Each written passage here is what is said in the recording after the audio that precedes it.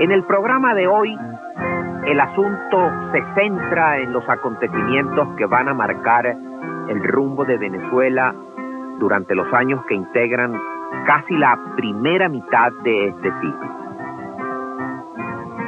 Específicamente, es el tiempo de la dominación andina, representada por los gobiernos que presiden los generales Cipriano Castro y Juan Vicente Gómez. A la muerte de este último, le suceden los generales Eleazar López Contreras e Isaías Medina Angarita. Andinos también, como los dos primeros, pero como hombres y como gobernantes, distintos en su condición humana y en su concepto del poder.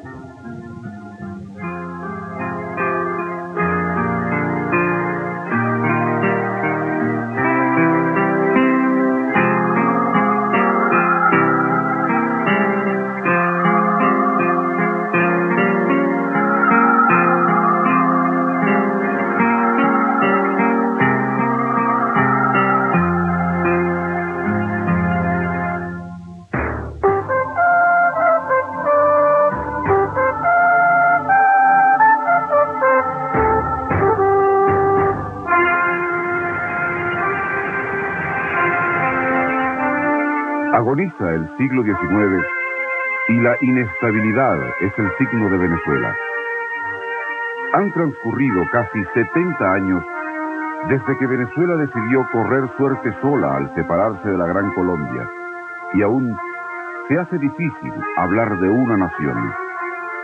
El país es un conglomerado de extensos territorios dominados por caudillos que siempre están a la espera del momento preciso para marchar sobre Caracas y tomar el poder. Joaquín Crespo, el taita de la guerra, héroe de la Federación y sombra de Guzmán Blanco, es el último de los grandes caudillos.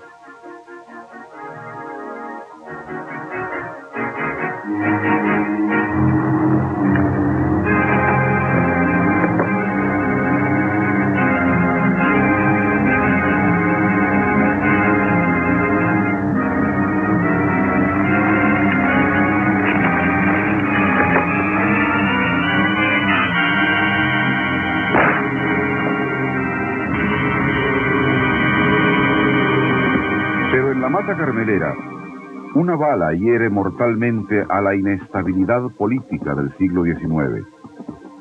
Crespo muere y deja huérfano el mandato de Ignacio Andrade, ensanchando el desconcierto de una frágil presidencia asentada ahora sobre un enorme vacío de poder.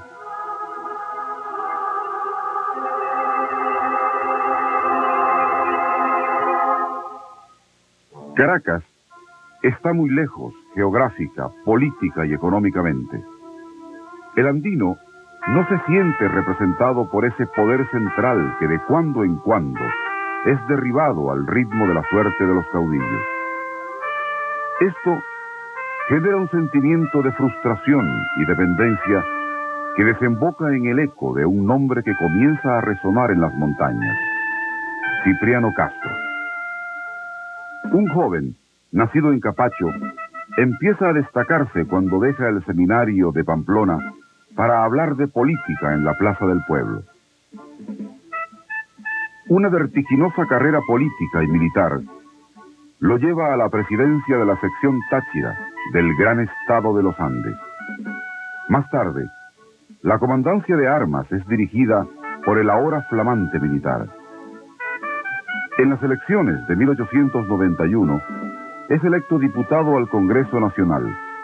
Desde allí, vocifera contra Guzmán, contra la corrupción y contra Inglaterra que usurpa el Esequibo.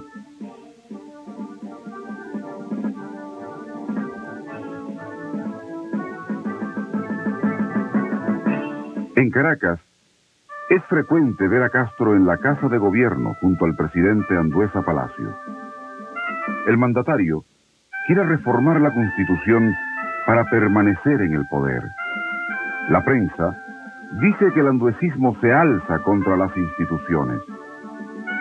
Castro se adhiere al continuismo y pone su voz y sus tropas a la disposición del presidente. Castro vence en Trujillo y entra triunfante en Mérida. Pero el continuismo es vencido y el presidente Andueza pierde la guerra. Castro tiene que ir al exilio, a Cúcuta, sin haber perdido una sola batalla. Desde ya, se comienza a hablar del siempre vencedor, jamás vencido. En mayo de 1899, Castro invade Venezuela con la llamada Revolución Restauradora. Él levanta una bandera, habla de nuevos hombres, de nuevos ideales y de nuevos procedimientos. El día 22 de octubre del mismo año, 1899, entra en Caracas el restaurador invicto y Venezuela sale del siglo entrando en cintura. El victorioso ejército restaurador se propone controlar el dividido país, metiendo en cintura a la amenaza de los caudillos regionales. Pone al Mocho Hernández tras las rejas, pelea en Guayana, en el Llano, en el Oriente, en Carabobo y en la frontera tachirense.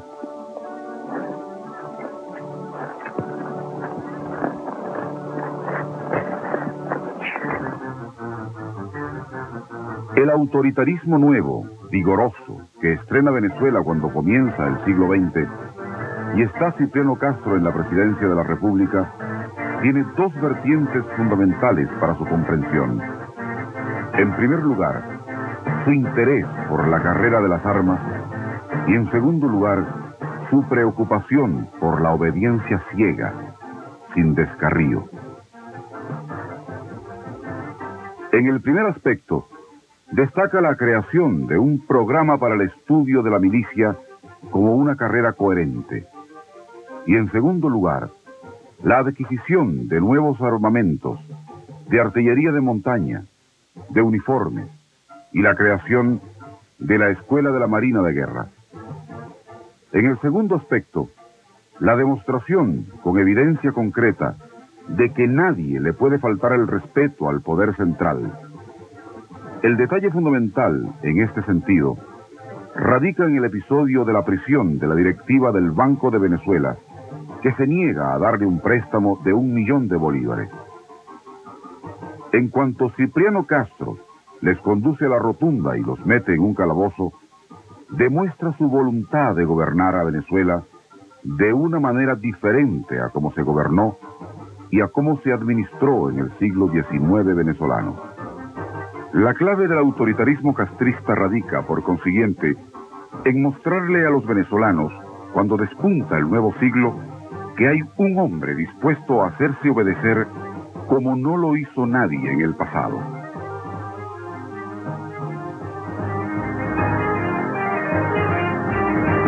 Los vientos de guerra vienen ahora del norte.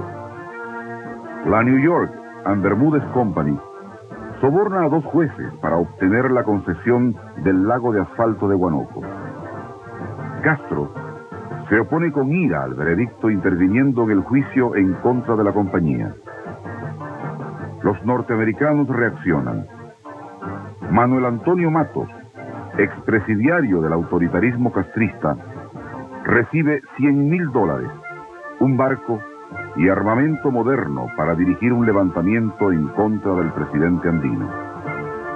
También lo apoyan los franceses, que controlan la compañía del cable interoceánico, y el Gran Ferrocarril de Venezuela, empresa alemana. Nace la Revolución Libertadora, que trae como lastre un acento extranjero.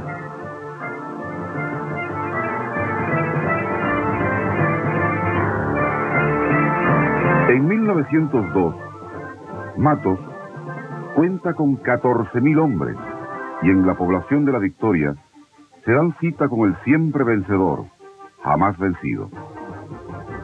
Un mes dura la batalla. El propio Castro pelea en las colinas hasta que logra vencer al enemigo. Los alzados se desbandan y el presidente encarga su persecución a su paisano Montañés, jefe del ejército, su puntual servidor, quien triunfa en Coro, en Barquisimeto y en Oriente, para concluir su admirable campaña con la toma de Ciudad Bolívar en 1903. Castro, agradecido, lo llama el Salvador del Salvador, y su nombre es Juan Vicente Gómez. Los sucesos de la Guerra Libertadora son fundamentales para nuestra contemporaneidad. Cuando Castro derrota a los libertadores o a los llamados libertadores, cuando Gómez los persigue y los aniquila, está acabando con la historia política del siglo XIX venezolano. Sus protagonistas habían sido los caudillos. En cuanto reciben el mandoblazo de Castro y el mandoblazo de Gómez, dejan de tener significación como factor político. Por consiguiente, la descentralización comienza a desaparecer. Los focos dispersos de gobierno comienzan a desaparecer.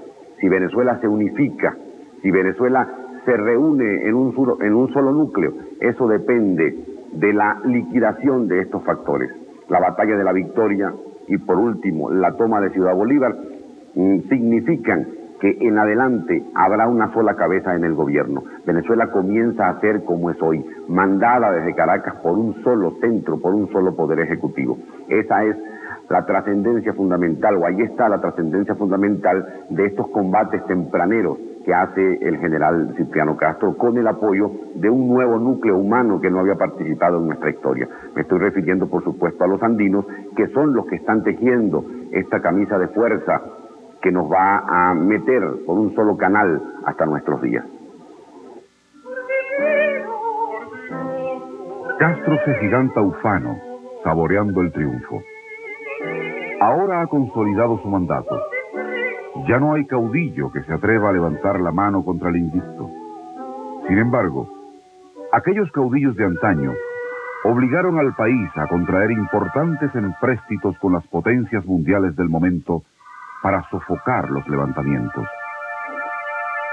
Venezuela padece de una enorme deuda externa. 120 millones de bolívares se deben al exterior y 88 millones a acreedores internos. Pero el país está en quiebra. Lejos de poder pagar tal deuda, se necesitan con urgencia nuevos empréstitos. No hay dinero en las arcas del país, pero las potencias ansían cobrar de otra manera.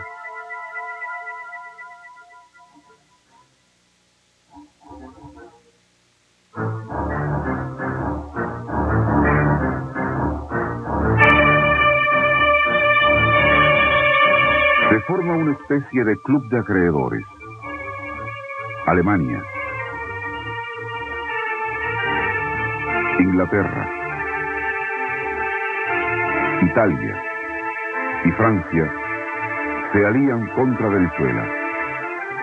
España se une al coro de gigantes. A finales de 1902 se bloquean las costas de Venezuela. La flota alemana dispone un cerco que va desde Maracaibo hasta La Guaira. Los ingleses cierran la costa desde La Guaira hasta las bocas del Orinoco. Los italianos refuerzan el bloqueo. Pero Castro levanta la bandera del patriotismo y declara una amnistía general. Ante la agresión extranjera, Venezuela debe estar unida. Venezuela no se rinde. Don Cipriano no se rinde.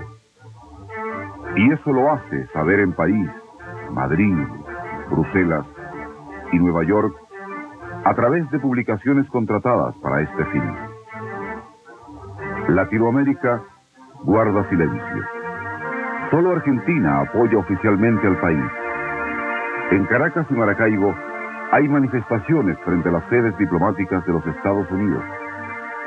Se dan vivas a la doctrina Monroe. América para los americanos.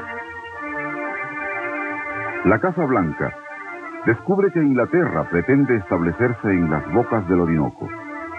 También se entera que los alemanes ya han escogido un sitio en la isla de Margarita para construirse una base naval. Es entonces cuando la Casa Blanca interviene. En Washington, Venezuela se compromete a pagar. Las potencias levan anclas llevándose lejos sus cañones. Venezuela no fue invadida y América del Sur será desde ahora de y para los americanos. Con la paz viene el desarme ciudadano y Castro logra en gran medida arrebatarle las armas a sus potenciales enemigos. También los desarraiga física y geográficamente. A un caudillo de Oriente le da un empleo en Occidente, o a uno del sur lo ubica en el norte. A la vez, Castro propicia una enorme campaña publicitaria a través de El Constitucional. El vocero magnifica las hazañas del restaurador y se fustiga y censura la escasa oposición.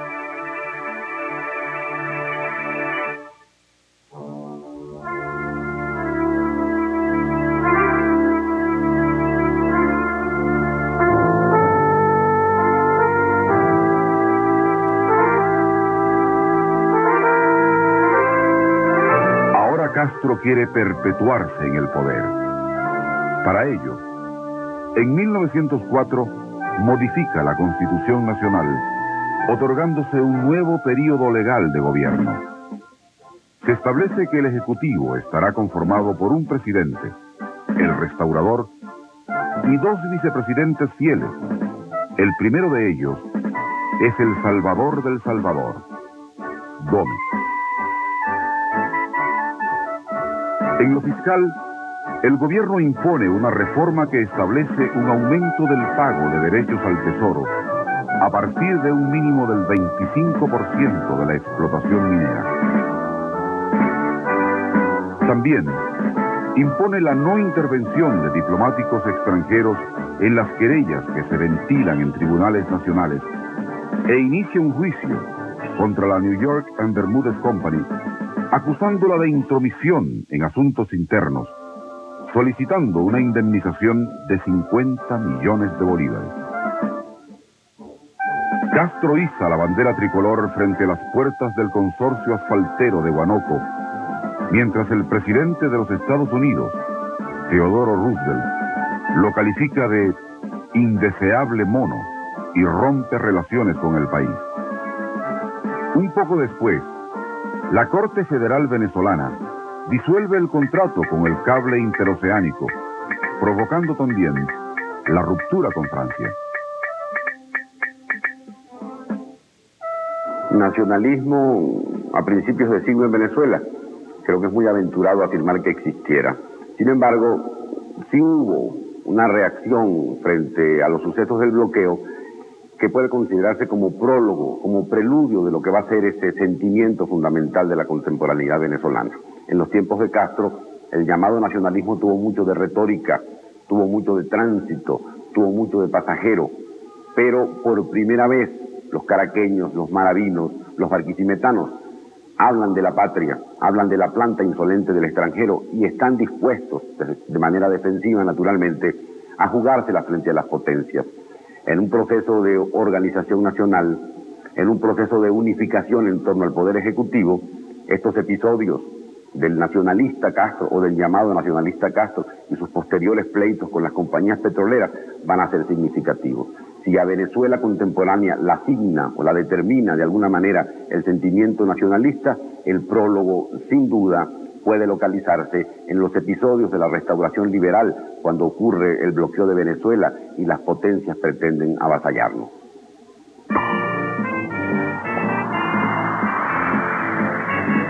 El presidente Castro, rodeado del llamado Círculo Valenciano, se entrega al disfrute de los placeres extremos. Se medra el erario nacional mediante negocios fraudulentos y el robo descarado. El presidente atiende a sus ministros en los billares o en los salones de baile rodeado de la peor cortesanía. El desgobierno se hace presente y la salud del restaurador estrafalario sufre graves quebrantos cosechados por el exceso. En 1906, Castro decide abandonar la presidencia, dejando en el poder a su fiel compadre. Sus aduladores piden a gritos la vuelta del segundo Bolívar, y viene la aclamación en la que Castro retorna al poder. Pero el escándalo cruza las fronteras. En Estados Unidos se impulsan nuevas campañas contra el desparpajo del indeseable mono, y Castro estrena un conflicto con la corona de Holanda. Nuevamente está enfermo el invicto y debe viajar a Alemania para someterse a una intervención quirúrgica. No volverá a pisar la tierra que tantas veces lo vio vencer.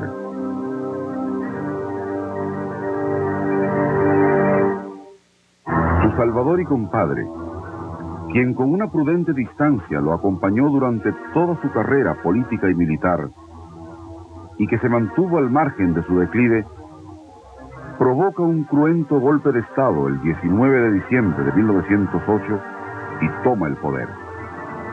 Gómez es el nuevo rostro del poder. El régimen de Cipriano Castro y lo que ocurre en su periodo entre 1899 y 1908 significan ya la construcción del puente de lo que va a ser Venezuela hoy, sobre todo desde el punto de vista político. Una nueva idea sobre el Ejército Nacional, ya el asentar los primeros cimientos de lo que va a ser la gran milicia posteriormente a 1913, el interés por asentar el poder en la obediencia, determinan que las cosas están cambiando. Desde luego que lo más importante del periodo se traduce en la liquidación del caudillismo. El hecho de preparar los funerales de los protagonistas de la vieja política resulta fundamental y explica que puedan ocurrir en el futuro modificaciones esenciales. Sin Castro no hubieran podido hacerse más redondas las modificaciones que van a ocurrir cuando gobierna Juan Vicente Gómez. Seguramente la ausencia de un pensamiento nuevo y desde luego la presencia de la corrupción y el declive moral y físico de Cipriano Castro hacen que el proceso no concluya. Puede hablarse pues más bien de un tránsito, de una transición, de un puente, pero lo que importa en definitiva es señalar cómo Venezuela deja de ser la Venezuela del siglo XIX, sin caudillos, sin interferencias, sin intromisiones y con la raíz de un brazo armado que va a ser determinante en el futuro. Me estoy refiriendo, por supuesto, al ejército que va a crear Juan Vicente Gómez. Los cambios, desde luego, son únicamente políticos. Desde el punto de vista de la composición de la sociedad no hay mudanzas, ni tampoco en lo que tiene que ver con el comportamiento de la economía. Todavía la distribución y producción de la riqueza es semejante a la del pasado. Y en relación con los hombres que integran la sociedad no hay ningunos cambios. Tendremos que esperar a la llegada de Gómez para que esos elementos también impliquen la apertura de un país distinto o la inauguración de un país distinto. Gómez era un desconocido hasta 1903, cuando entra triunfal en Ciudad Bolívar, aniquilando para siempre la revolución libertadora, sellando así la larga etapa de guerras civiles en Venezuela. El Gómez que toma el poder en 1908 no se diferencia mucho del Juan Vicente que administraba la finca paterna, La Mulera. Trabaja y manda. Negocia con Estados Unidos y Holanda con la misma facilidad con que lo hacía con los comerciantes del Táchira. Solo que ahora su hacienda es mucho más grande. Antes era La Mulera, ahora se llama Venezuela. En el gobierno de Gómez se van a profundizar los cambios que Cipriano Castro había asomado con la restauración. Se consolida la centralización del poder mediante el control severo basado en un régimen de terror. La profesionalización del ejército y una red de información le permite al dictador un control efectivo del país. En 1909 introduce una reforma a la Constitución Nacional, pasando de 7 a 4 años la duración de los periodos de gobierno. Los enemigos de Castro aplauden la acción. Crea un consejo de gobierno integrado por aquellos caudillos que aún pululaban en los alrededores del poder, neutralizándolos en una instancia gubernamental estrictamente nominal. Gómez hace las paces con el mundo al comprometerse a pagar la deuda y cesan las querellas con las compañías extranjeras. El país vuelve a entrar en la órbita de las potencias, pero ahora con un lazo cada vez más fuerte con los Estados Unidos. Las antiguas casas comerciales, que vieron eclipsados sus manejos durante el gobierno de Castro, vuelven a intensificar sus actividades mercantiles. Los precios del café se incrementan. El gobierno elimina los impuestos de guerra y de exportación y liquida el monopolio del tabaco. También emprende un plan carretero nacional.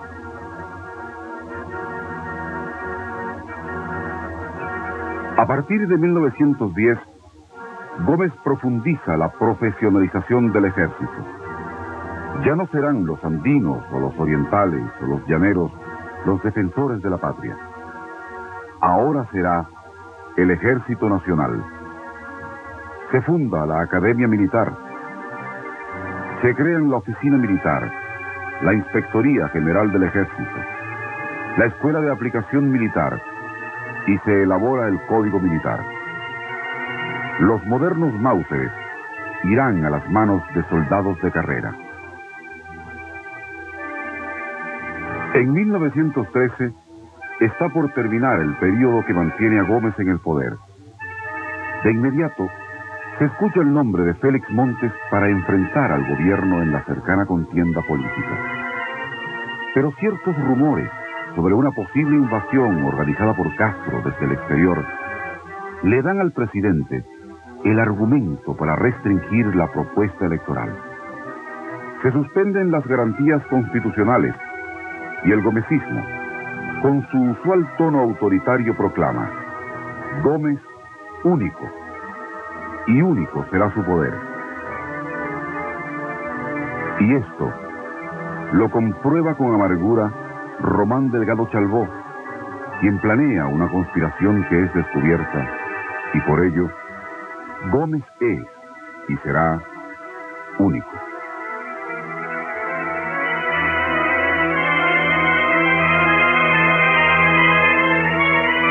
La gran hacienda de Gómez está en orden. El benemérito sabe mandar y Venezuela sabe obedecer.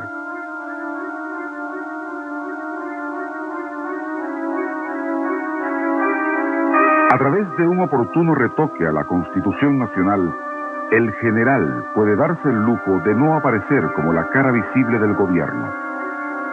Aun cuando es elegido presidente para el periodo de 1915 a 1922, Gómez se va a Maracay, dejando a Victorino Márquez Bustillos como presidente provisional. Gómez se queda con el brazo armado, inaugurando una curiosa dualidad del poder que presagia una Venezuela que está cambiando. Los caudillos, Las revueltas y las conspiraciones ya no causan temor. El general puede aplastarlas sin dificultad.